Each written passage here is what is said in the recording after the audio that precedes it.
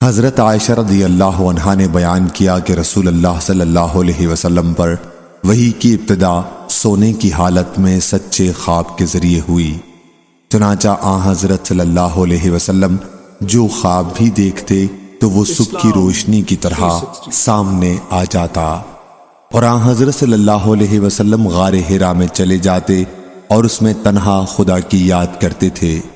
چند مقررہ دنوں کے لیے یہاں آتے اور ان دنوں کا توشہ بھی ساتھ لاتے، پھر حضرت خدیجہ رضی اللہ عنہا کے پاس واپس تشریف لے جاتے اور وہ پھر اتنا ہی توشہ آپ کے ساتھ کر دیتی، یہاں تک کہ حق آپ کے پاس اچانک آ گیا اور آپ غار حرا ہی میں تھے۔ چنانچہ اس میں فرشتہ آپ کے پاس آیا اور کہا کہ پڑھیے۔ حضرت صلی اللہ علیہ وسلم نے اس سے فرمایا کہ میں پڑھا ہوا نہیں ہوں۔ آخر اس نے مجھے پکڑ لیا اور زور سے دبایا اور خوب دبایا، جس کی وجہ سے مجھ کو بہت تکلیف ہوئی۔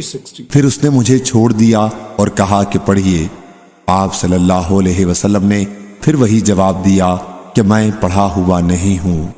اس نے مجھے ایسا دبایا کہ میں بے قابو ہو گیا، یا انہوں نے اپنا زور ختم کر دیا، اور پھر چھوڑ کر اس نے مجھ سے کہا پڑھیے اپنے رب کے نام سے جس نے پیدا کیا ہے، الفاظ معلم یعلم تک۔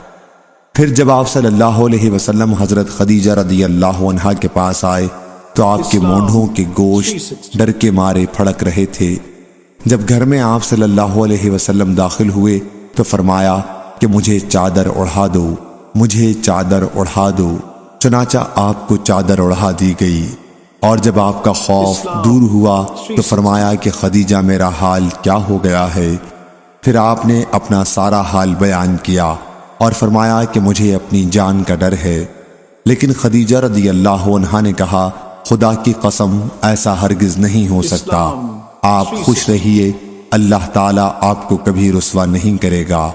آپ تو صلہ رحمی کرتے ہیں، بات سچی بولتے ہیں، ناداروں کا بوجھ اٹھاتے ہیں، مہمان نوازی کرتے ہیں، اور حق کی وجہ سے پیش آنے والی مصیبتوں پر لوگوں کی مدد کرتے ہیں۔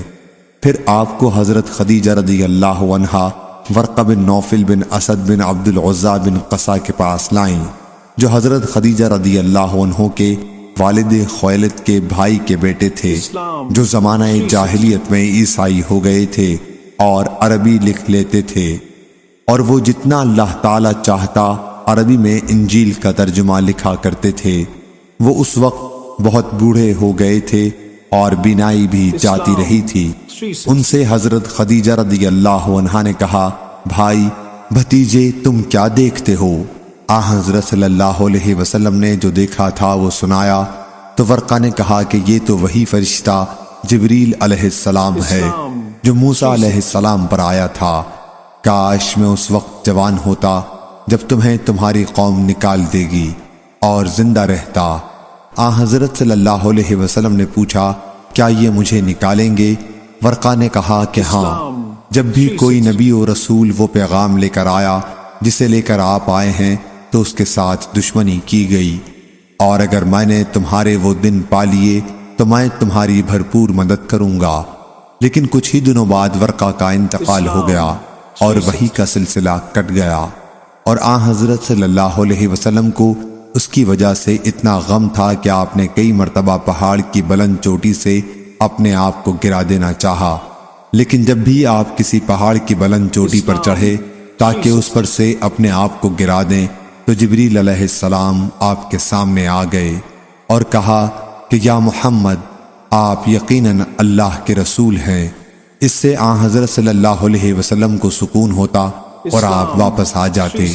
لیکن جب وہی زیادہ دنوں تک رکی رہی تو آپ نے ایک مرتبہ اور ایسا ارادہ کیا، لیکن جب پہاڑ کی چوٹی پر چڑھے تو حضرت جبریل علیہ السلام سامنے آئے اور اسی طرح کی بات پھر کہی۔